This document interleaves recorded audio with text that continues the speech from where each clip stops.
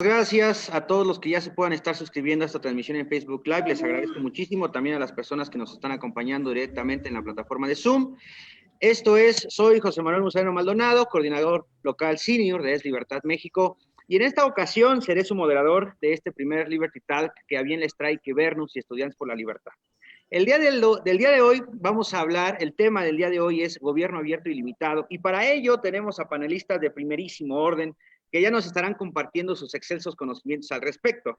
De hecho, tengo a bien presentar a Daniel Ignacio Bogdanovich Torres. Él es coordinador local senior de Es Libertad y actualmente es estudiante de Derecho en la Universidad Finisterrae, allá en Santiago de Chile, a quien te saludo con mucho entusiasmo. Muchas gracias, Daniel, por estar con nosotros. Asimismo, les presento a Junior Alfredo Martínez Hernández, miembro de la Junta Directiva de Quibernus en Ciudad de México y asesor parlamentario en el Congreso de la Unión aquí en México. Muchas gracias, Junior. Te saludo con un gran abrazo desde la virtualidad. Bien, pues Daniel, Junior, les agradezco muchísimo y para ganarle tiempo al tiempo, aunque parecería un oxímoron, pues les agradezco en demasía que estén hoy con nosotros. La verdad es que un tema tan apremiante como lo es el gobierno abierto, el gobierno limitado. Y pues bien, para abrir con esta primera charla quisiera plantear justo que estamos circundando el paradigma de estas nuevas formas de utilizar las políticas de datos ya para las contrataciones públicas en aras pues de una mayor transparencia, ya en contra de la lucha contra la corrupción, de la que hoy pues la gran mayoría de los gobiernos están revestidos. Entonces, el tema del día de hoy, la verdad es que es muy imperativo, no solamente en las sociedades de América Latina, sino a nivel internacional. En este tenor, tal vez la pregunta obligada para que nos podamos incluir en este tema, pues podría ser la más obvia, sin embargo, yo creo que es la más necesaria. Son dos preguntas latentes. La primera pregunta es, sin duda alguna, ¿qué es el Big Data? ¿De qué estamos hablando cuando se habla del Big Data? Y la segunda es, ¿qué debemos entender por el gobierno limitado? ¿Desde qué visión ustedes comprenden el gobierno limitado? Les agradezco muchísimo que estén participando con nosotros. Les reitero mis agradecimientos. Es Libertad, es su casa desde ya. Junior, no sé si gustes comenzar sobre qué es el Big Data y qué debemos de entender por el gobierno limitado. Te agradezco muchísimo. Te cedo los micrófonos. Claro que sí, muchas gracias, José. Un saludo para ti, un saludo para Daniel desde Chile y un saludo para todos nuestros amigos que nos escuchan. Bueno, antes de entrar con el tema del concepto de Big Data, a mí me gustaría hablar más de empezar por el tema de gobierno limitado, ¿no? Porque es un tema que, pues que los liberales o libertarios lo hemos debatido durante muchos años. Es un tema que siempre nos apasiona y es un tema central en nuestra agenda, ¿no? Particularmente en América Latina, ¿no? Donde vivimos en un contexto de, pues, de gobiernos dominantes e invasivos, ¿no? Entonces, hay una primera visión sobre este debate del gobierno limitado que tiene que ver con el debate del tamaño de gobierno. ¿Cuál es el tamaño de gobierno óptimo para una economía en particular, ¿no? Y este debate anteriormente se había tratado de zanjar a través de una medición, ¿no? Por ejemplo, ¿cuál es el tamaño del gasto público como proporción del Producto Interno Bruto de un país? Era una primera forma de entrarle al tema del tamaño de gobierno, ¿no? Entonces, por ahí decían, bueno, pues es que en México el tamaño de gobierno, el tamaño del gobierno como proporción del PIB es del 23%, ¿no? En España es del casi 90%, incluyendo el gasto de gobierno más la deuda, ¿no? Y durante mucho tiempo el debate se centró sobre el gasto de gobierno como proporción del PIB, como un primer indicador para determinar el tamaño del gobierno, ¿no? Ya después el debate se fue a otras coordenadas, ¿no? Por ejemplo, hay quien dice, bueno, lo que importa no es el gasto público como proporción del Producto Interno Bruto, lo que importan son las funciones que tiene el gobierno, ¿no? Y ahí entra esta visión liberal, pues, de que el gobierno solo debe cumplir un conjunto de funciones limitadas en una economía o en una sociedad, ¿no? Por ejemplo, pues los liberales clásicos te dicen es que el gobierno solo debe atender la procuración de justicia, solo debe atender la defensa del territorio nacional y la provisión de seguridad pública, por ejemplo. Son los únicos tres ámbitos en los que el gobierno debe involucrarse y el resto de las funciones deben ser provistas por los privados, ¿no? El resto de los servicios públicos, incluido la educación, la salud y otros deben ser pues, provistos por los privados, ¿no? Porque son más eficientes y porque en un entorno de competencia, pues el último beneficiado es el consumidor, ¿no? Esas son como las dos posiciones que yo quiero transmitir al público a través de las cuales se debate el tema de gobierno limitado. Ahora, el tema de Big Data. Big Data es un concepto que pues, que se acuñó por ahí de mediados de la primera década del siglo XXI para referirse al tratamiento masivo de datos, ¿no? Nosotros vivimos en una economía interconectada en la que el Internet y las tecnologías de información y comunicación son vitales y todo el tiempo estamos produciendo información, ¿no? Por ejemplo, justo en este momento en el que nosotros tres estamos hablando, estamos generando un streaming de datos, estamos generando megabytes y terabytes de información a través del streaming de video, ¿no? Entonces, somos una sociedad ya productora de datos a una escala masiva. Entonces, el Big Data es un concepto que se refiere a cómo podemos sacarle provecho a esta cantidad de información masiva, ¿no? En el caso del gobierno, bueno, el gobierno puede hacerse de esta información para diagnosticar algún tema social y encaminar alguna política pública. Las empresas también utilizan, sobre todo las grandes corporaciones, utilizan la información y los datos masivos todo el tiempo. De hecho, es ya uno de sus principales insumos, ¿no? Está por ahí la noción de que ya el commodity de mayor valor en el mundo ya no es el petróleo o el oro, sino es la información, ¿no? Pero la información tienes que tener la capacidad de poder tratarla de forma masiva, ¿no? Y ya se han desarrollado una serie de tecnologías, formatos y protocolos y procesos para que las organizaciones, tanto las privadas como los gobiernos, puedan hacer uso de esta información para generar diagnósticos fiables y con ello tener políticas públicas o iniciativas empresariales más efectivas, ¿no? Entonces, digamos, ahí quisiera dejar mi primera intervención con los conceptos de gobierno limitado y el concepto de Big Data. Muy completo tu análisis, la verdad, con respecto a bien que planteas de hablar del gobierno limitado. Y ahora que justamente lo platicas, lo comentas, me surge otra pregunta sobre el mismo tenor, Daniel, que me gustaría expresarte. Si hablamos del gobierno limitado, ¿por qué surge la latente necesidad de entonces limitar al gobierno? Porque hoy el gobierno limitado es una característica, sobre todo de las actuales políticas públicas, que tienen tanto poder o las personas agentes del cambio hoy tienen en la agenda pública, todo va a pasar a la agenda gubernamental. ¿Por qué el tema del gobierno abierto hoy, gobierno abierto y limitado, hoy es imperativo en las sociedades actuales? Bueno, primero que todo, muchas gracias por la presentación, José. Bueno, en el caso del gobierno limitado, yo creo que desde el pensamiento de la ilustración que viene esto, que con el surgimiento de las repúblicas, creo que, como bien decía Lord Acton, creo que el poder corrompe, o sea, el poder tiende a corromper y el poder absoluto corrompe absolutamente.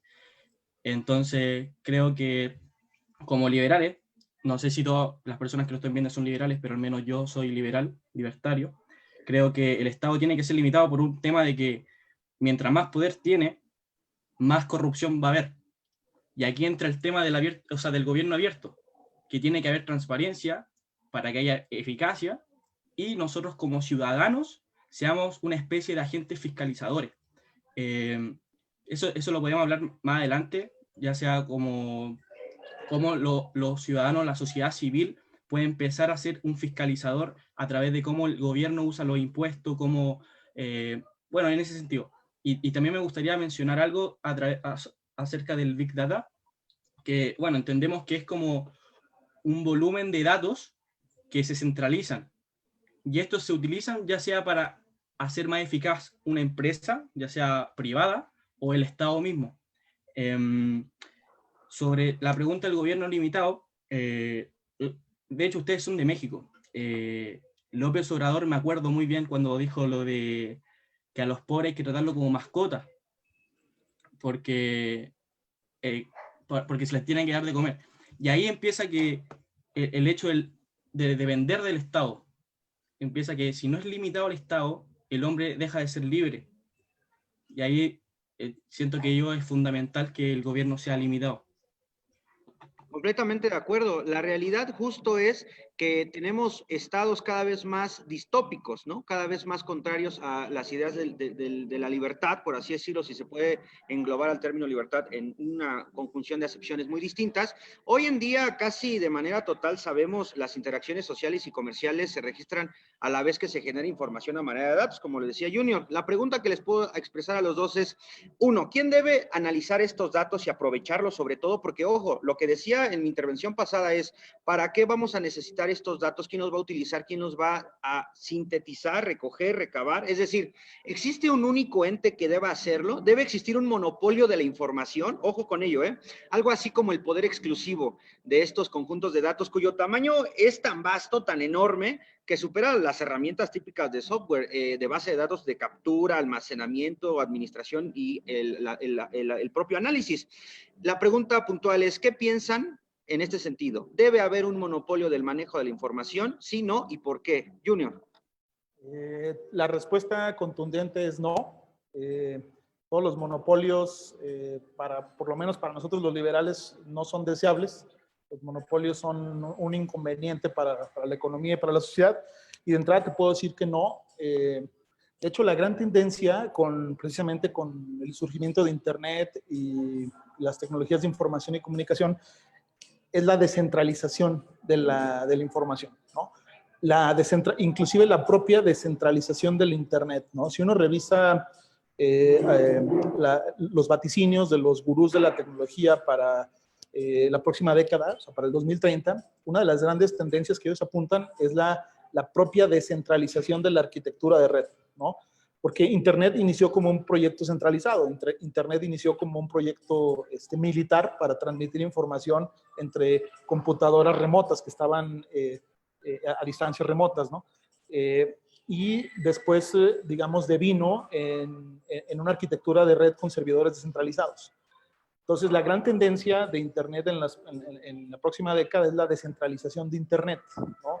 Y esto tiene que ver precisamente con un tema que son los gobiernos nacionales. Hay ahorita una especie de pugna, por ejemplo, entre el gobierno de Estados Unidos y China por el liderazgo tecnológico, ¿no? Entonces, esto tiene que ver precisamente con el concepto de descentralización de Internet y con la idea de que va a ser casi imposible que un gobierno monopolice o centralice la información o el procesamiento de datos, ¿no? Tú ves, por ejemplo, a China. En China China ya tiene sus propios gigantes de Internet. China tiene sus equivalentes en territorio nacional a empresas como Google, Facebook, WhatsApp, Amazon. Ellos tienen sus equivalentes en China a esas compañías y ya son compañías muy grandes. Entonces, va a ser difícil pensar en el futuro, pensar que puede haber o que alguien va a tener la capacidad de centralizar la información. De hecho, una de las grandes tendencias de Internet es la descentralización de Internet en lo que se refiere a su arquitectura, ¿no? Entonces, yo creo que respondiendo a tu pregunta, no. O sea, va a ser muy complicado centralizar Internet. Y esto tiene que ver precisamente con lo que tú preguntabas, ¿no? ¿Quién debe procesar la información del gobierno? Bueno, de entrada tiene que ser la sociedad civil. La sociedad civil tiene que hacerse de la información pública para, primero, vigilar, ¿no? Vigilar el gasto público, vigilar posibles casos de corrupción y, segundo, para enmendarle la plana al gobierno, ¿no? Para proponerle mejora en las políticas públicas, ¿no? La transparencia y rendición de cuentas. Entonces, un actor clave en el tema de tecnologías de información va a ser la sociedad civil, las organizaciones de la sociedad civil, los think tanks de investigación de políticas públicas, las organizaciones ciudadanas que vigilan al gobierno. Estas organizaciones van a ser clave para que en los próximos años desarrollen las capacidades para procesar la información que genera el gobierno, ¿no? Y así, de esta forma, estar vigilándolo, estar fiscalizándolo, estar monitoreándolo y proponerle políticas públicas más eficaces, ¿no? Porque el gobierno no puede hacerlo todo por propia cuenta, necesita de colaborar con la sociedad civil. Entonces, yo creo que la sociedad civil va a ser un actor clave en lo que se refiere a tecnologías de información. Esta descentralización de la que bien nos hablas, Junior, al final obedece a un tema latente en los países de América Latina, que es el exceso de corrupción en el gobierno, en el Estado. En la forma de gobierno en la que estamos hay un exceso de corrupción. Daniel, ¿qué piensas al respecto con esta descentralización del poder sobre todo?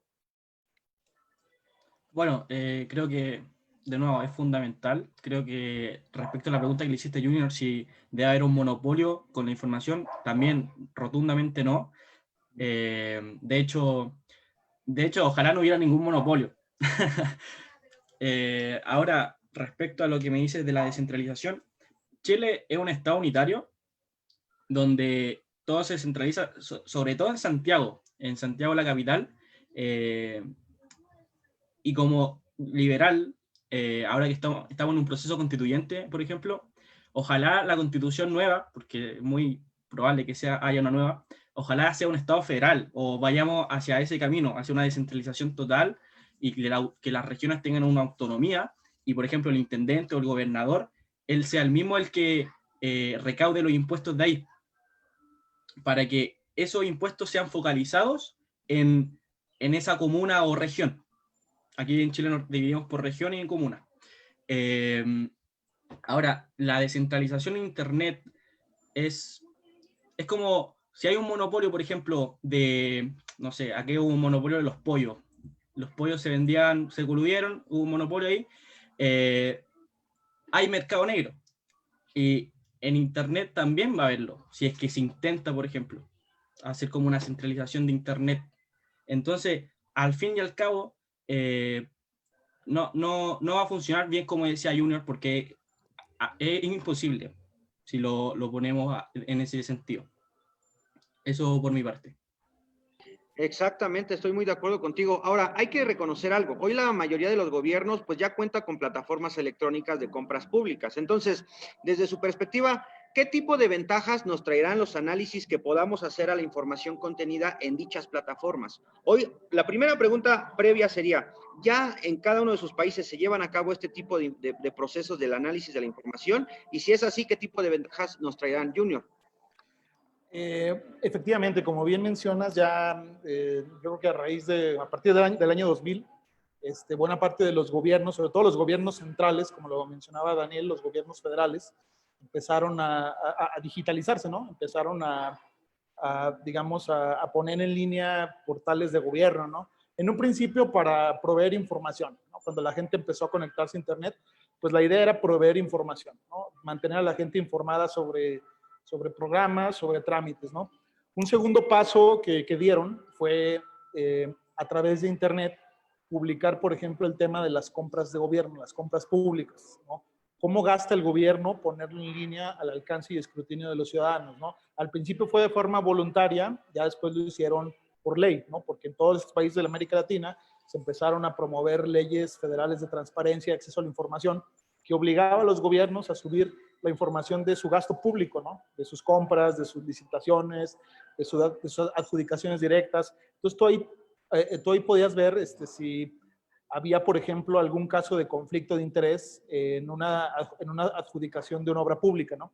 Entonces, muchos casos de corrupción salieron a la luz a raíz de que los gobiernos pusieron esta información de su gasto público en Internet, que lo pusieron público, ¿no? Entonces, eso ha servido para develar todavía más la corrupción imperante en nuestros países, en América Latina, ¿no? Uno pensaría, a mí me hicieron hace mucho una pregunta muy interesante, me preguntaron, ¿tú crees que en los últimos 20 años se ha reducido la corrupción en México o en América Latina? Y yo no sabría qué decirle. De hecho, yo creo que la corrupción se ha mantenido igual o ha aumentado, porque gracias a la información que está en Internet sobre el gasto público, nos podemos dar cuenta de que persisten todavía los conflictos de interés, el desvío de recursos, el gasto público ineficiente, las obras infladas para beneficiar a contratistas, a familiares, a grupos cercanos. Entonces, yo creo que las tecnologías de información van a jugar un papel fundamental para que las sociedades en América Latina en los próximos 10, 20 años sean menos corruptas, sean sociedades donde impere el Estado de Derecho y la cultura de la legalidad, ¿no? Entonces, ese es el segundo paso que dieron los gobiernos, ¿no? Es poner su información en línea, ¿no? El tercer paso que han dado algunos gobiernos es prestar algunos servicios públicos y trámites a través de Internet, ¿no? Eliminar el contacto entre el ciudadano y el funcionario, porque en ese contacto que había en las ventanillas de las oficinas gubernamentales, pues es donde ocurría la corrupción, es donde ocurría pues el pago de sobornos, los moches, el pago de dádivas para agilizar trámites, para facilitar permisos. Entonces, si lo hacemos todo en línea, eliminamos intermediarios en el gobierno y podemos, digamos, cerrarle una puerta pequeña a la corrupción, ¿no? Entonces, es el tercer paso que han dado los gobiernos en América Latina. Y falta un cuarto paso del que si gustas puedo hablar más adelante o lo hablo de una vez. Sí, sí, no, de hecho, si quieres de una vez para irnos encarrilando al tuétano del asunto.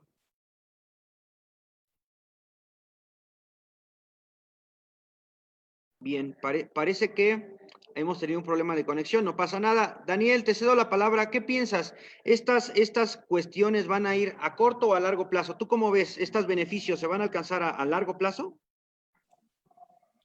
Bueno, respecto a lo que me preguntas, creo que esos beneficios ya se han visto, pero falta mucho. Me imagino que en México igual, por ejemplo, acá en Chile, en el registro civil, donde se piden los certificados de nacimiento, donde tú vas a sacar la cédula de identidad, ciertos trámites se pueden hacer por internet, pero inevitablemente uno va al registro civil y hay filas enormes. Entonces, esto de, claro, hay ciertas cosas que pueden hacer por internet, pero faltan muchas más cosas. Como bien decía Junior, desde el año 2000 como que empezaron a digitalizarse. eh, entonces, acá en Chile hay un organismo que se llama Chile Compra, y que se fundó justamente el 2003, el cual es descentralizado y depende totalmente del Ministerio de Hacienda. Y este se encarga principalmente de la eficiencia de las compras públicas que hace el Estado. Porque, bueno, o sea, cada ministerio tiene que comprarle ciertas cosas, ya sea a empresas privadas o, o producirlas, o sea, que importarlas de otros países. Sí, No completamente de sé. acuerdo. De hecho, lo que tú planteas es algo que se conoce mucho como la burocracia, ¿no? En el Vox Populi se habla mucho de la ineficiente burocracia que se tienen en los países actualmente, ¿no? Estos procesos con demasiado tiempo se llevan días, en serio. Hay gente que va a hacer un proceso muy sencillo aparentemente, pero se tarda días, ¿no? Va en detrimento de lo que pensaba Max Weber con respecto a la burocracia. Junior, bienvenido nuevamente. Nos quedamos en el cuarto punto, Junior, pero antes de darte la palabra, entonces, Daniel, justamente tú ves que estos beneficios sean al corto plazo, en lo inmediato, ¿no? En reducción de tiempos, en reducción de este tipo de cuestiones, pero a largo plazo en el tema de la corrupción, que se pueda medir a largo plazo, va a considerarse pues de unos, no décadas muchas, pero sí de algunos mínimo, como decía Junior, 20, 30 años más. Junior, nos quedamos con tu cuarto punto. Sí, muchas gracias. Una disculpa hubo una interrupción en la transmisión. Una disculpa. Sí, rápidamente, el siguiente paso que tienen que dar los gobiernos, sobre todo en América Latina, es generar un estándar de datos de datos de información pública, ¿no?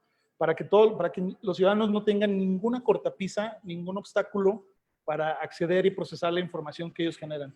Tanto el ciudadano normal, si yo quiero informarme de un trámite o de un programa, como las organizaciones de la sociedad civil a la hora de vigilar la correcta aplicación del gasto público o que no haya conflicto de interés o corrupción. ¿Y qué implica crear este estándar de datos? Pues implica, uno, adquirir tecnologías nuevas, por ejemplo, blockchain o los contratos digitales inteligentes. El otro es generar una cultura de datos en el sector público, que todos los actores, gobiernos y actores que viven de impuestos del servicio público tengan la obligación de poner en la nube o en internet absolutamente toda la información que generan, desde trámites administrativos hasta compras y gasto de gobierno.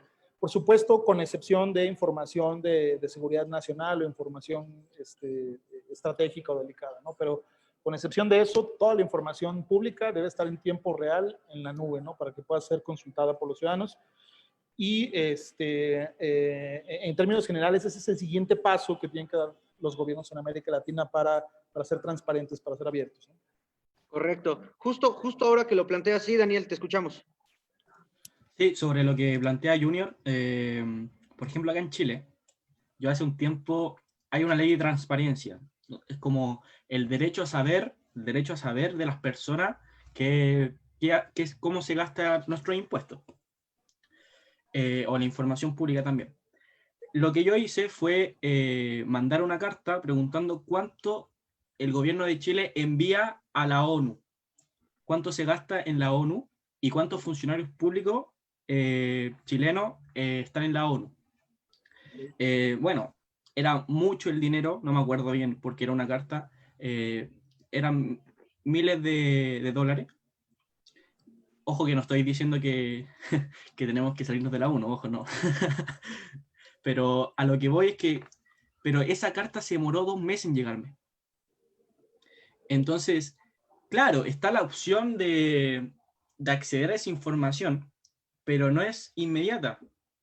Y la idea de Internet o la idea de la idea de Internet surgió para comunicarnos más fácilmente entre nosotros y tener las cosas de una.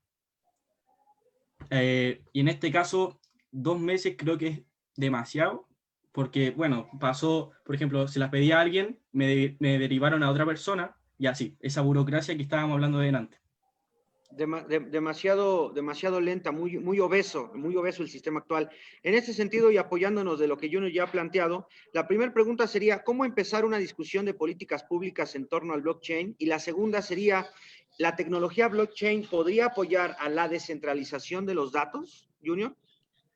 Sí, a ver, primero a mí me gustaría transmitirle como a los que nos escuchan qué debemos entender por blockchain, ¿no? O sea, blockchain es un formato de datos, ¿no? Blockchain es una base de datos que tiene una característica muy particular. Es una base de datos que todos los que están inscritos en ella pueden revisarla, ¿no? Es una base de datos abierta. Y es una base de datos que es incorruptible, ¿no? Una vez que tú asientas un registro en una base de datos de blockchain, ese registro tiene que ser validado por todos los integrantes de la red, ¿no? Entonces es una base de datos con información a prueba de fraudes, ¿no? Digamos, es lo particular de esa tecnología, ¿no? Sobre blockchain están montadas tecnologías como Bitcoin, ¿no? Que es una criptomoneda, ¿no? Blockchain es la base de esta tecnología.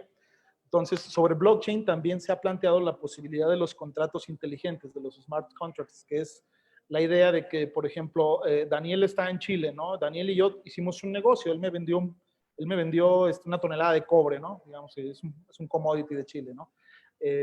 Pero yo estoy en México, yo no puedo viajar hasta Chile para pagarle la tonelada de cobre que me vendió, ¿no? Tampoco le quiero hacer una transferencia a través del banco porque, digamos, que no confío en los bancos, ¿no?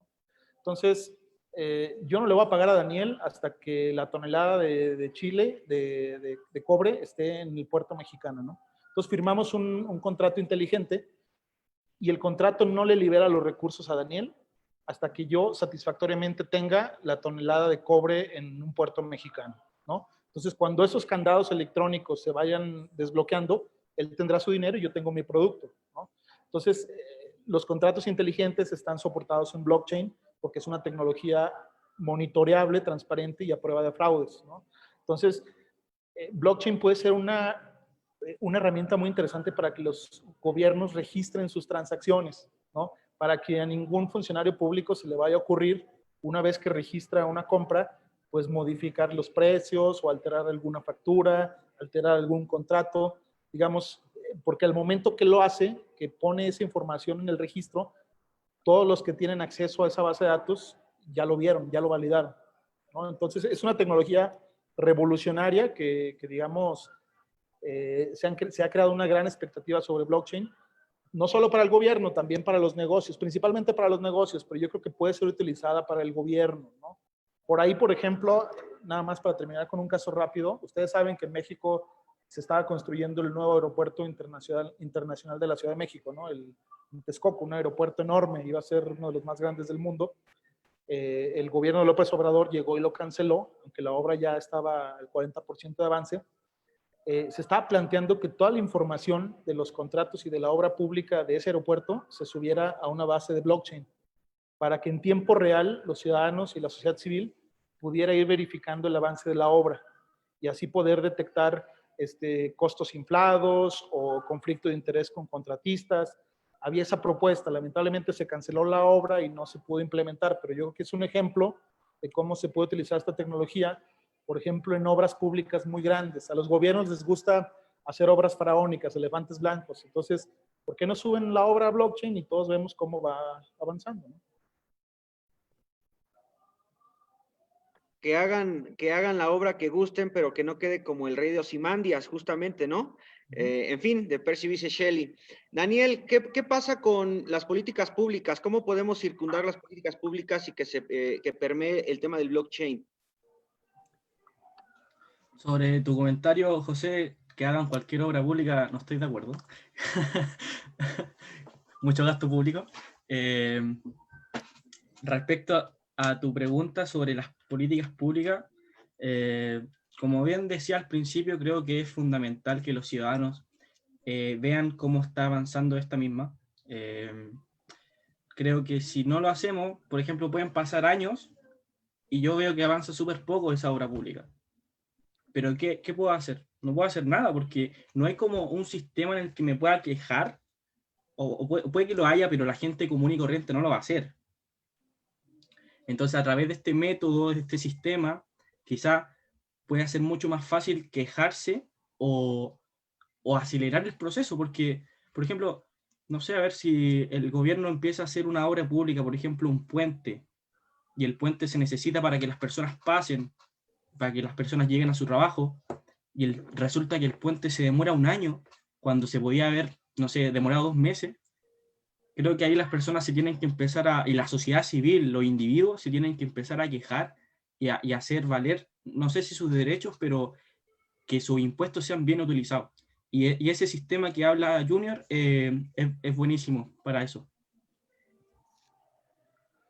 Completamente de acuerdo. En este tenor que ya bien tocas, yo me preguntaría cómo vamos con las estrategias para lograr un gobierno cercano y abierto. Esto es, ¿cómo marchan las políticas para alcanzar la digitalización en sus países, en México, en Chile, y por ende, cómo va la transformación hacia la economía digital? ¿Va bien? ¿Va mal? ¿Es algo que está en la agenda ya no pública, sino gubernamental?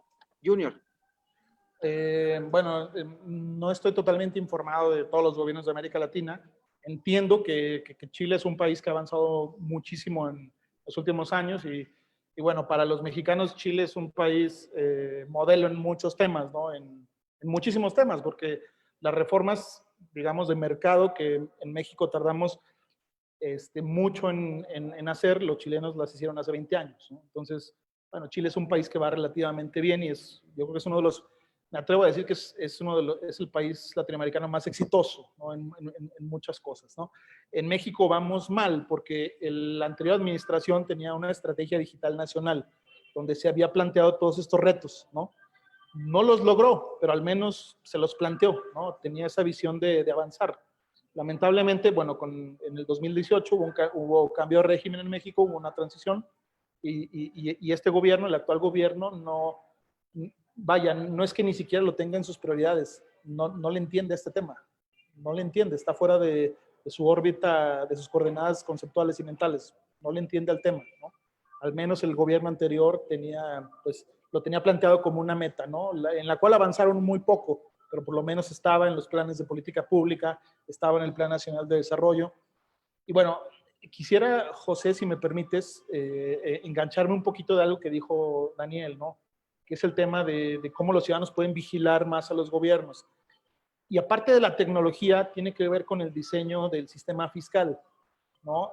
Con la descentralización fiscal. Esto también es muy importante, la descentralización fiscal, porque habitualmente el gobierno que más cobra impuestos en un país es el gobierno central, ¿no?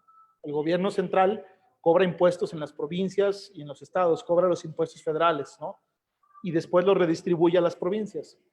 Entonces, tenemos que avanzar en una descentralización fiscal para que los gobiernos locales, los municipios y las provincias o los estados, sean quienes cobren la mayor parte de los impuestos. ¿Por qué? Porque son los órdenes de gobierno más cercanos al ciudadano, ¿no? Las ciudades, los municipios y los estados y provincias son los órganos de gobierno más cercanos a los ciudadanos. Y si a mí como ciudadano, el municipio o el estado me cobra los impuestos, yo voy a saber quién se está llevando mi dinero y por ende será para mí más fácil vigilarlo que si me lo cobra una burocracia central que está en la capital, a la cual yo no conozco, ¿no? Y todo el dinero del país se lo lleva a una bolsa general y quién sabe cómo la reparte y redistribuye. Entonces yo creo que la descentralización fiscal también, aprovechando que lo plantea Daniel, es un tema que en América Latina tenemos que transitar para que los gobiernos que están más cerca de nosotros sean los que nos cobren los impuestos y así sea para nosotros ser más fácil vigilarlos, ¿no? Entonces, esta es una idea que está planteada en la ciencia política, que es, si el gobierno más cercano al ciudadano es el que le cobra los impuestos, va a haber mayor transparencia y rendición de cuentas. Y así funciona, por ejemplo, en Estados Unidos, ¿no? Entonces, yo creo que es otro tema también del cual tenemos que hablar. Completamente de acuerdo. De hecho, hacia allá vamos. Nada más quisiera regresar un poco. Daniel, cómo va Chile con el tema de la digitalización, el gobierno más cercano? Chile, como bien decía Junior, se estima que va a ser uno de los países que más va a crecer en este sentido, de la región, obviamente. La economía digital supera el 22% del PIB. En ese sentido, claro, como dice Junior, yo estoy de acuerdo con él, Chile es uno de los mejores países de la región. Y bueno, esto se debe igual a las políticas de libre mercado que ha tenido en los últimos años, que en estos años se ha visto reducida por otros temas políticos, sociales, culturales. Pero sin embargo, creo que a pesar de eso, vamos a seguir aumentando en ese sentido la economía digital, pero no sé si a un punto que sea como, ¿cómo decirlo?, bueno o perfecto. ¿Me explico? Creo que vamos a seguir avanzando, pero no vamos a llegar a un punto en el que digamos, listo, estamos a un nivel nice. Cierto, cierto. Como que no existe la completa perfectibilidad en este sentido. Ahora, si me lo permiten, quisiera proyectar un poco el pensamiento sin caer necesariamente en el absurdo. Hablo con respecto de las triples Bs, es decir, el volumen de datos, la velocidad de recolección de datos y la variedad de la información agregada, y eso sin incluir la cuarta B, que nos habla, bueno, del valor de los datos. La pregunta o preguntas serían, primero, ¿cuáles o cuáles dirían ustedes que son las más importantes si es que se pueden separar estas 3, 4 Bs? Y si no se pueden separar, entonces la pregunta sería, ¿en qué parte los agentes de cambio y o tomadores de decisiones deben prestar más atención para la conformación de las políticas públicas que a bien tengan crear? Junior. Bueno, ese tema, sí, la pregunta es bastante técnica, pero sí tiene que ver con el estándar de datos, ¿no? Vuelvo otra vez al último paso que le hacen falta a los gobiernos de América Latina para ahora sí, como dice Daniel, estar listos y estar en sintonía, ¿no? Estar con el promedio mundial, estar a la par de países desarrollados, ¿no? El tema de crear un estándar de datos, de gobierno, de datos abiertos, para que todos los gobiernos del país, el municipal, el estatal y el federal, procesen la información y la publiquen de la misma forma, en los mismos formatos, en formatos que sean fáciles de procesar para el público, que puedan ser abiertos en cualquier celular, si tienes en cualquier sistema operativo, ¿no? Que sean datos que tú puedas descargar tanto en PDF como en Excel, como en CSV, en JPG. O sea, es, digamos, la flexibilidad total en la publicación y en la transparencia de datos, ¿no? Y ese es un tema en el que hay que avanzar, ¿no? El otro tema que yo quería sugerir, porque creo que también es interesante y no quiero dejarlo de lado, es el etiquetado de los impuestos, ¿no? Ustedes saben que el día de mañana el gobierno se inventa un impuesto especial para los cigarrillos, por ejemplo, ¿no? Y es un impuesto que entra a las arcas generales, a las bolsas generales, y no sabemos en qué se gastó. Y es un impuesto que le está pegando pues, al bolsillo de la gente, de los consumidores, ¿no? Entonces, ¿por qué no ponemos en las leyes el etiquetado de impuestos obligatorio para impuestos nuevos? ¿Qué es el etiquetado de impuestos? Es que lo que el gobierno me cobra de ese impuesto nuevo en cigarrillos se vaya a una bolsa específica para proyectos que de antemano yo voy a saber cuáles son, ¿no? Entonces, todo el dinero que está en esa bolsa, yo voy a poder fiscalizarlo, ¿no? Entonces, así los impuestos especiales que el gobierno se inventa cada año para fastidiarnos, podamos al menos vigilarlos, ¿no? O sea, los impuestos sobre la gasolina, los cigarros, el consumo de bebidas azucaradas, todo este tipo de impuestos que el gobierno crea para inhibir el consumo o ciertos comportamientos, que entren a bolsas específicas de proyectos para que nosotros podamos vigilarlos. Por ejemplo, el impuesto a la gasolina, ¿no? O al diésel. Bueno, pues que ese impuesto se vaya a financiar becas de estudiantes de maestría y de doctorado, ¿no? Y así nosotros podemos verificar que esos recursos no se van a ir al gasto corriente, a la burocracia, sino que van a tener un propósito medible, un propósito monitoreable, abierto, transparente, ¿no? Entonces yo creo que el etiquetado de impuestos es un esquema, una modalidad que tenemos que generalizar en los países de América Latina para que el dinero que nos cobra el gobierno no se vaya a las grandes bolsas donde se pierde, se redistribuye, se mueve y se maneja, sino que esté etiquetado para asuntos y propósitos específicos y así nosotros podamos monitorearlo de forma más clara, ¿no? Correcto, que sean completamente trazables. Daniel, tu comentario al respecto.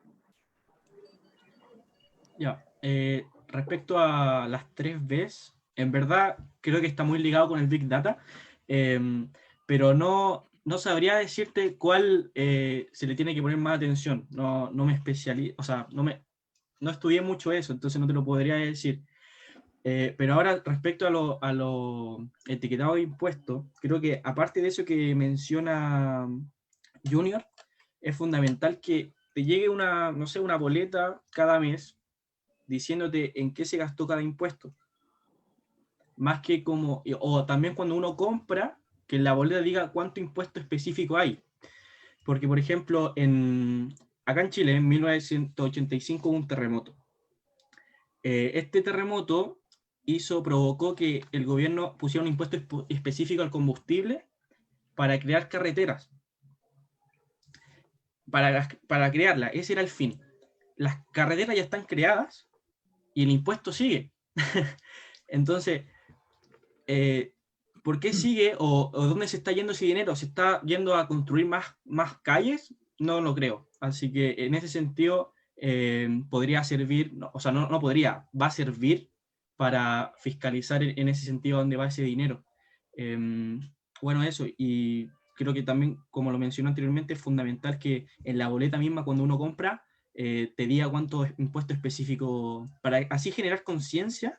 Y en un futuro, por ejemplo, si nosotros estamos con esto de la batalla cultural, que hay que la gente hacer la más consciente en el sentido de que cómo gastan su impuesto, eso puede servir. Completamente de acuerdo. De hecho, me suscribo con tus ejemplos. En México, Junior no me dejará mentir. La tenencia vehicular, ¿no? Es un impuesto que ya no tendría por qué existir y todavía existe en algunos estados. Entonces, eso es impresionante. Una pregunta tal vez complicada, pero no me permitiría dejarla pasar, es, si hoy ustedes fueran los tomadores de decisiones o que estén dentro de la toma de decisiones en su propio país, la pregunta es, ¿en qué área formularían la explotación intensa de los datos públicos y la implicación que tiene con el blockchain? ¿Por qué? No sé, podría ser seguridad interna, prevención del delito, salud, política macroeconómica, licitaciones. ¿En qué la dirigirían, Junior? Yo, en el caso de México, yo me iría en las compras públicas, en las licitaciones, en las adjudicaciones de gobierno y en todo lo que se refiere a obra pública, por ejemplo, ¿no? Porque yo creo que ahí es donde, digamos, está la coladera más grande de corrupción, ¿no? En América Latina, ¿no? El conflicto de interés a la hora de asignar obras públicas, ¿no? Yo creo que ahí podríamos cerrarle de forma muy importante la puerta al tema de la corrupción, haciendo más transparente todo lo que tiene que ver con las licitaciones, que son los concursos, ¿no? Que en los concursos de obra pública o de proveeduría para el gobierno, generalmente ya conocemos la historia, ¿no? Termina ganando la empresa que está vinculada políticamente con el gobierno en turno, ¿no? O con el presidente, con el alcalde, ¿no? Entonces, esa clase de conflicto entre ellos podríamos hacer visibles a través de la tecnología, ¿no? Que toda esta información esté a la mano.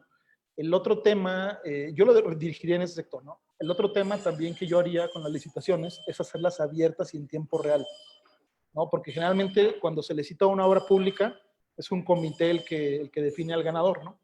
Se supone que lo define en relación al precio más bajo, más competitivo, pero ya sabemos qué pasa, las licitaciones están publicadas a modo para beneficiar a la empresa que está coludida políticamente con los gobernantes, ¿no? Entonces yo creo que podríamos hacer licitaciones abiertas, transmitirlas a través de internet para que todo el mundo pueda ver las licitaciones en tiempo real y que todos podamos a través de un streaming de video poder cerciorarnos de que la empresa ganadora de una obra pública grande es la que ofrece las mejores condiciones en cuanto a precio, calidad para el gobierno. Hacerlas públicas y en tiempo real. Yo creo que es una buena idea para transparentar, pero respondiendo a tu pregunta, yo enfocaría todo esto de tecnología en el gasto público, en las compras, las licitaciones, las adjudicaciones. Ahí lo enfocaría, porque yo creo que ahí podríamos cerrarle de manera muy contundente con la tecnología la puerta a la corrupción. Completamente, un tema primordial para México y para los países de América Latina. De hecho, en México hay personas que piensan que incluso la corrupción es cultural y yo estoy muy en contra de ello. Daniel, ¿dónde focalizarías tus esfuerzos? Últimamente en Chile ha habido una desconfianza en las instituciones. Por ejemplo, a Carabineros, que es la policía local acá, no se confía en ellos por un tema de que ya se han corrompido y además han abusado de su poder como monopolio de la violencia que tiene el Estado. también el Poder Judicial tiene muy poca apoyo en la sociedad civil. Por tiempos de que, por temas, perdón, de que en casos, no sé, de violaciones, por ejemplo, y jueces garantistas han dejado libres a violadores. ¿Y qué hace la gente? Desconfía de la justicia, desconfía de la policía, desconfía de todas estas instituciones que yo siento que para el liberalismo son esenciales, que tengan una buena estructura, porque al final, en la teoría de las instituciones, estas mismas están para satisfacernos a nosotros. Y si no lo hacen, desaparecen. Ahora, o sea, yo lo vería por ahí, en ese sentido. Tratar de que, por ejemplo, la policía local, como bien decía Junior, también va ligado con el gasto público, porque va mucho impuesto va hacia la policía local que se puede malgastar. Y aquí podemos empezar a discutir, por ejemplo, los militares tienen, cuando marchan, por ejemplo, acá en Chile el 18 de septiembre se celebran las fiestas patrias, cuando marchan tienen gorros como muy estéticos, pero esos gorros, al fin y al cabo, si hubiera una guerra o una invasión, son innecesarios.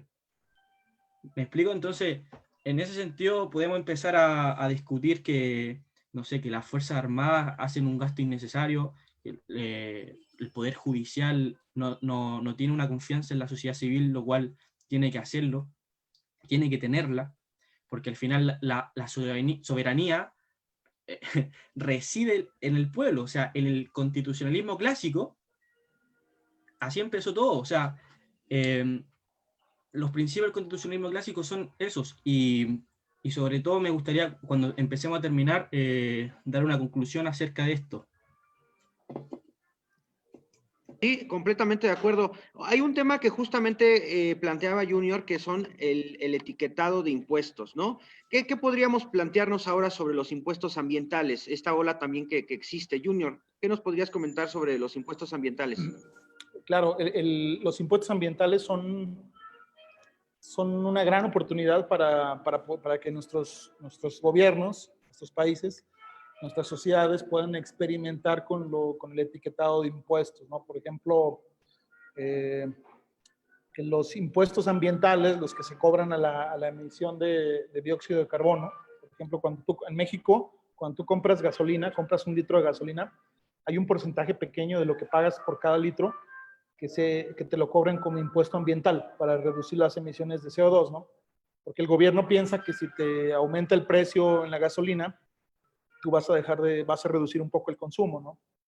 Bueno, esta es otra discusión, tiene que ver con la elasticidad de los impuestos, ¿no? Pero esa es otra discusión.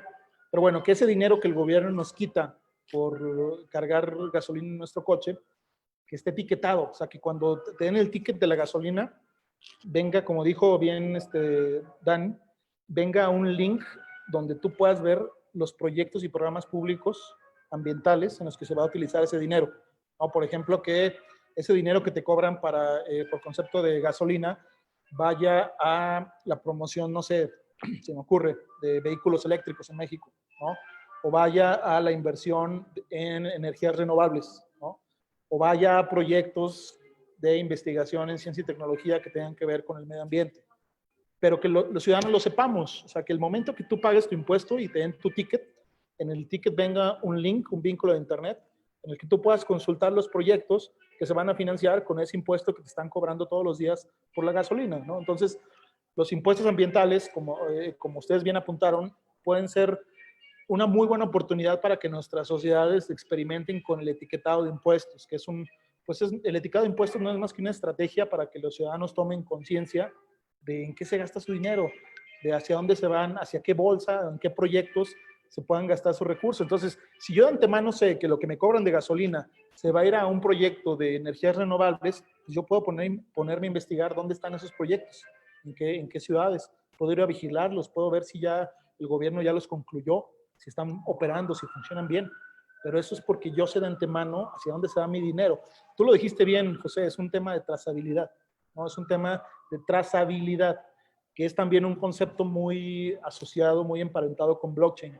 A final de cuentas, una tecnología como blockchain no es más que una base de datos trazable, a final de cuentas, ¿no? Entonces, el tema de la trazabilidad tenemos que, digamos, importarlo hacia el universo de los impuestos, ¿no? Y la vigilancia ciudadana, ¿no? Completamente de acuerdo. De hecho, también una cosa importante es que no queden estos elefantes blancos, como se les dice, los denominados elefantes blancos, estas obras interminables, ¿no? O incluso totalmente dejadas al olvido. Para darle voz a las personas que nos están siguiendo en la transmisión, tanto en Zoom como en Facebook Live, nos preguntan cómo podemos monitorear la forma en la que están siendo gastados nuestros impuestos. Más o menos lo contestó Junior. Daniel, no sé si quisieras aportar a la pregunta algo, pero les hago de una vez la siguiente. También nos preguntan, ¿existe algún ejemplo latinoamericano de buenas prácticas en materia de gobierno abierto? Inicio contigo, Daniel, y posteriormente contigo, Junior. Gracias. Perfecto. Bueno, más que esa pregunta, yo me preguntaría cómo hacerlo. Porque claro, o sea, ahora estamos en esta instancia, lo estamos conversando, estamos diciendo que sería muy bueno, pero ¿cómo concretamos? Creo que los centros de estudio están fallando en ese sentido. Creo que, por ejemplo, acá en Chile hay muchos. Está la FPP, está Libertad y Desarrollo, está Horizontal, etcétera, etcétera. Pero estos estudios no llegan a las políticas públicas, no llegan a los diputados. Y creo que, por ejemplo, Junior es asesor. No sé cómo lo hace él, o sea, si él ha influido, por ejemplo, en ciertas cosas. Me gustaría dejarle esa pregunta a él, porque, si me lo permite, obvio, José, porque, claro, estamos hablando de esto, que sería lo ideal hacerlo, pero ¿cómo concretamos? Sería, sí, justamente la pregunta es trascendental, cómo concluir, cómo aterrizarlo, ¿cierto? Estamos hablando también sobre las políticas públicas. En este tenor hay que decir, hay que ser muy puntuales, ¿no? Ya cuando hablábamos del Big Data, pues la pregunta podría ser, ¿cuáles son en nuestra actualidad los requisitos urgentes para su explotación? Hay que recordar que, bueno, la OCDE habla hasta de 7 requerimientos que van desde el registro, actualización, sistematización y concluyen con la salida, ¿no? La pregunta podría ser un poco encaminada hacia cuáles son los más urgentes en el presente inmediato, cuál de estos 7 requerimientos, transparencia, accesibilidad, calidad, la finalización, la salida, la sistematización. Junior, ¿tú cuál ves más imperante en la actualidad mexicana? ¿La transparencia me podría significar algo o tienes otro en particular? Yo creo que al menos en el caso de México, y yo asumo que es una situación similar a los países de América Latina, es el establecimiento de un estándar de datos, ¿no? La homologación de sistemas, ¿no? Por ejemplo, hay un caso en el sector salud muy interesante con el tema de los expedientes médicos digitales, ¿no? En muchos países están implementando la idea del expediente clínico universal o el expediente médico universal, ¿no? Que es, bueno, José Musaleno acudió a un hospital del sector público-privado a atenderse de salud, ¿no? Le hicieron un chequeo, un diagnóstico médico y su situación queda registrada en un expediente médico universal, ¿no? Entonces, el día de mañana, José Musaleno se cambia de ciudad, se muda a otra ciudad distante de donde él vivía, ¿no? Entonces, sin necesidad de él tener que portar un documento que se le puede perder, cualquier hospital público o privado en el que él se atienda, con una clave o con un acceso biométrico, huella o iris, puede descargar tu expediente médico universal que está en la nube, en una nube pública, en una nube de blockchain, y tú te puedes consultar o atender en cualquier... imagínate que mañana te cambiaste de ciudad y tienes no sé, una emergencia médica, ¿no? Entonces tú corres de inmediato a un hospital, ¿no? Y en ese hospital, cuando te atienden y descargan tu expediente médico universal, ellos pueden ver tu expediente médico digital, ellos pueden ver si tienes cardiopatías, diabetes o cualquier padecimiento, y a la hora de atender tu emergencia médica pueden hacerlo de mejor forma y pueden ir registrando todos los procedimientos médicos que te hagan. Entonces, el día de mañana que tú vayas a otro hospital, tú simplemente con tu iris o con tu huella o con algún número, se los das, descargan tu expediente médico universal y es una forma de facilitarle a los ciudadanos pues el atenderse en el sector salud, ya sea en el sector privado o público, pero para que esto ocurra, todos los hospitales deben tener el mismo estándar de datos, o sea, debe ser el mismo formato, ¿no? Este es un ejemplo muy claro de cómo la tecnología puede pues ayudarle, facilitarle la vida al ciudadano tanto en el sector público como en el sector privado, ¿no?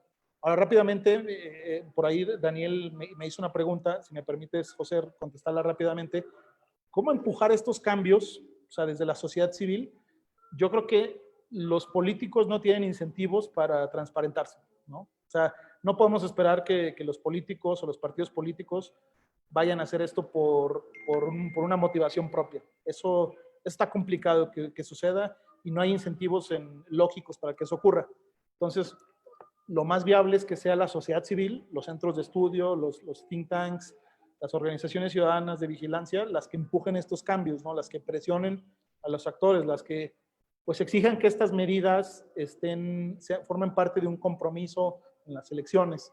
Es la única forma, no hay de otra. Solamente la sociedad civil es la única que puede romper el cerco de opacidad y de discrecionalidad del gobierno y de los políticos.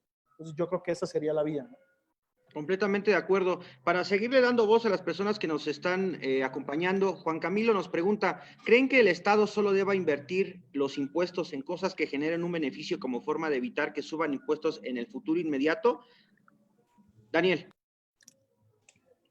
Creo que la respuesta es evidente y creo que totalmente, o sea, los impuestos tienen que ir destinados a algo lo más eficiente posible y que satisfaga a las personas, ya sea hacia la salud, ya sea educación, ya sea haciendo que un servicio público como el registro civil que le hablé delante, donde se va a pedir la cédula de identidad, no sé cómo lo llamarán allá en México, sea mucho más eficaz y no hayan filas inmensas.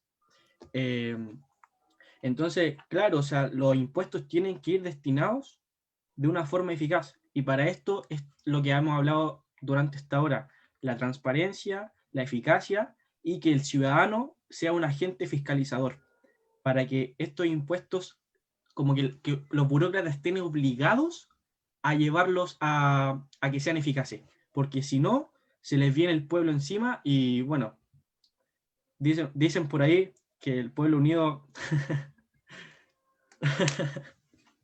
Perfecto. Daniel, te agradezco muchísimo. Junior, ¿qué piensas al respecto?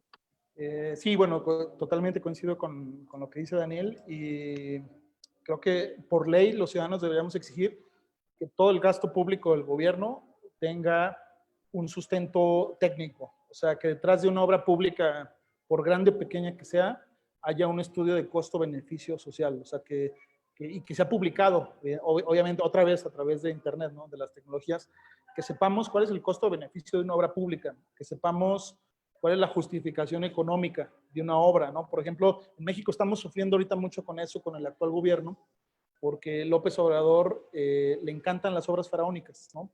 Y está derrochando miles de millones de dólares en construir una refinería en Tabasco, por ejemplo, una refinería que ya todo el mundo le dijeron los expertos que ningún país está invirtiendo en refinación, ¿no? Ni lo va a hacer en los próximos 10 años. Está construyendo un Tren Maya en la península, que ya le dijeron que el costo del ticket no va a pagar la inversión, ¿no? O sea, que no va a haber demanda para ese tren, ¿no? Es un tren de 1,500 kilómetros de extensión. Está construyendo un aeropuerto en un lugar donde los estudios aerodinámicos de los expertos le dicen que es el peor lugar para hacerlo, ¿no? Entonces, sí debemos exigir que los gobiernos respalden sus decisiones de gasto público con estudios técnicos, ¿no? Con costo-beneficio, con estudios de impacto, con justificaciones económicas y que se publiquen y que no arranque ninguna obra en México o en Chile sin que haya estos estudios debidamente avalados por comités de expertos independientes. O sea, aunque la obra se retrase 1 año o 2, no importa. Lo importante es que el gasto público se haga de forma pulcra, porque al final de cuentas no es dinero de ellos, es dinero de los ciudadanos, de los impuestos, ¿no? Y por ejemplo, Chile es un país con grandes experiencias en relación a mecanismos nuevos para promover la inversión entre el sector público y el privado y garantizar que haya mayor transparencia y eficiencia. Por ejemplo, Chile es un país que en América Latina inauguró las asociaciones público-privadas. No sé cómo le llamen allá, pero es un modelo que en México lo tenemos. Cuando tú involucras al sector privado en una obra grande, garantizas que el gobierno se ajuste a criterios de eficiencia y rentabilidad, porque el sector público no va a perder dinero, ¿no? Entonces, las asociaciones público-privadas pueden ser bien planteados, pueden ser mecanismos útiles para pues, garantizar que las obras públicas o que el gasto público al menos se ajuste a ciertos criterios de rentabilidad y de eficiencia, ¿no? Entonces, Chile es un país que inauguró ese esquema. En México ya tenemos una ley de hace 10 años, pero no ha tenido el impacto adecuado, ¿no? Entonces, hay una gran cantidad de mecanismos para asegurar la rentabilidad en el gasto público, pero sí tenemos los ciudadanos que empujar y presionar al gobierno para que los adopten en realidad. Excelso, cierto, ahí el reto. Pues el tiempo apremia y nos vamos con la última pregunta antes de conclusiones, si ustedes me lo permiten. La pregunta sería, ¿creen que el gran reto es hacer que cambie la voluntad política para adoptar las medidas necesarias en pro del gobierno abierto o es la sociedad civil la que deba hacerlo e impulsarlo? Daniel.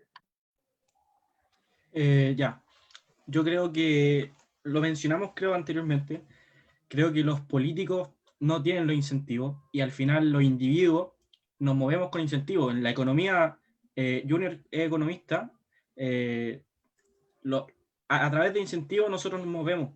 Entonces, si no, esto no tiene un incentivo a cambiar, a transparentar lo que hacen, no lo van a hacer. Entonces, somos los ciudadanos, somos los individuos los que tenemos que empezar a impulsar esto. Y a través de esta instancia, por ejemplo, yo soy coordinador local acá hace 2 años, yo me considero activista por la libertad y creo que a través de personas como yo, personas como José Junior, que estamos con estas ideas, tenemos que empezar a, no sé si a influenciar a las personas, pero sí darle a conocer para que tengan el pensamiento crítico y sean capaces de reflexionar un poco, porque al final hay gente muy adoctrinada y que al final no es capaz de ver el otro lado de la moneda. Entonces, creo que instancias como esta, que nosotros sigamos haciendo esto, por ejemplo, ustedes como espectadores le comenten lo que escucharon acá a un familiar, por ejemplo, y este familiar le hable a otro familiar y a un amigo, así empezamos a influenciar y creo que la sociedad civil es la que tiene que empezar a hacer los cambios. Completamente de acuerdo. Junior. Sí, reiterar lo que acaba de decir Daniel, o sea, la clase política y los políticos no tienen incentivos para transparentarse, para abrirse, es algo ilógico, ¿no? Los incentivos para generar un cambio los tienen los beneficiarios de ese cambio, ¿no? Entonces, en el caso de la transparencia y la rendición de cuentas, pues el único beneficiario o beneficiado somos los ciudadanos, ¿no? Entonces, pues realmente nosotros tenemos que provocar ese cambio, tenemos que presionar a las autoridades, castigar a los políticos que no se ciñan a esa exigencia ciudadana y efectivamente es ilógico pensar que la clase política se va a reformar por sí sola. Somos los ciudadanos y en este caso los liberales o diagonal libertarios, pues que tenemos que empujar ese cambio para tener no solamente un gobierno abierto y limitado, sino también un gobierno eficiente. Completamente de acuerdo. Ya escucho a lo lejos el ocaso de los dioses del maestro Wagner. Daniel, nos vamos a conclusiones. Muchísimas gracias por tu participación. ¿Doy mi conclusión? Sí, por favor. Una conclusión, digamos, como de cierre. Bueno, mi área del derecho, principalmente, o sea, en el constitucionalismo clásico, cuando empezó todo esto con la Ilustración, cuando empezó las repúblicas liberales acá en Latinoamérica, uno de los principios es que los gobernantes son responsables ante la colectividad de los actos de su gestión política y administrativa. La Constitución actual de Chile, en el artículo 24, dice que el presidente de la República dará cuenta al país del estado administrativo y político de la nación ante el Congreso Pleno. Esto es la cuenta pública que se hace los 21 de mayo de todos los años, donde aparece en la tele el presidente a mencionar cómo se está administrando el Estado. Creo que, no sé si es muy eficiente, porque al final el presidente dice lo que tiene que hacer, o sea, lo que va a hacer, en qué materias va a llevar el gasto público, pero al final queda ahí, es un día en el que lo hace, al año. Y al final, como mencionamos toda esta hora, los individuos tenemos el derecho a saber qué se está haciendo con los impuestos que nosotros pagamos día a día, ya sea con el IVA, ya sea con la renta, etcétera, etcétera, etcétera. Y otra cosa que, claro, hemos hablado de gobierno abierto y limitado, pero también hay que hablar de gobierno lo más pequeño posible para que sea realmente eficiente, porque mientras más grande, más corrupción y menos eficacia. Así que gobierno abierto, limitado y pequeño. Muchísimas gracias, Daniel, de parte de Quibernus y de Estudiantes por la Libertad. Te quiero agradecer que nos hayas acompañado. Te extiendo mi más sincero abrazo a la distancia. Esta es tu casa. Vuelve cuando gustes. Junior, comentarios finales.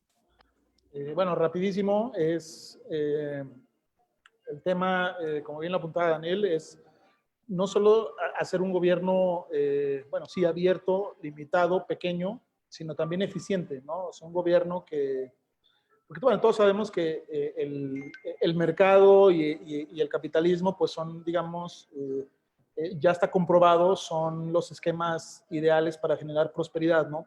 Pero debemos acompañar estos esquemas con democracia, con transparencia, con rendición de cuentas, con cultura de la legalidad, con Estado de Derecho. Entonces, si acompañamos el mercado con todos estos elementos, está probado en otros países del mundo que se genera mayor prosperidad y los ciudadanos que viven en un país con esas características o en un entorno con esas características, pues está demostrado por la historia económica y por la historia misma que gozan de mayores niveles de bienestar, ¿no? Entonces sí, bueno, es el liberalismo, es el mercado, es el capitalismo, sí, pero acompañado de los entornos institucionales adecuados, de la democracia, de la rendición de cuentas, de la transparencia, cultura de la legalidad, Estado de Derecho, cumplimiento de contratos, etcétera, ¿no? Este es el marco de la democracia liberal a la que aspiramos y la que estamos convencidos, y porque la evidencia sí lo demuestra, es la que genera mayores niveles de prosperidad y bienestar para las personas, ¿no? Entonces yo creo que ese es pues el objetivo que debemos ir construyendo, ¿no?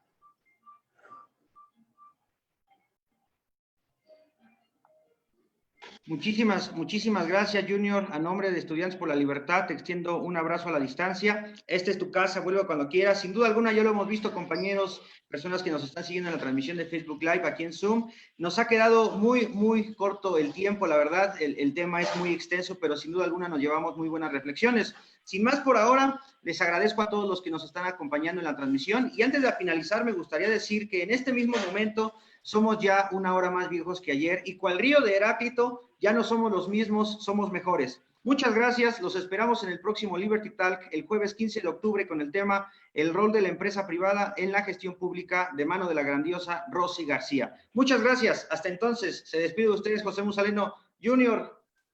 Muchísimas gracias, Dani, muchísimas gracias. Muchas gracias, José. Saludos a todos, un gusto.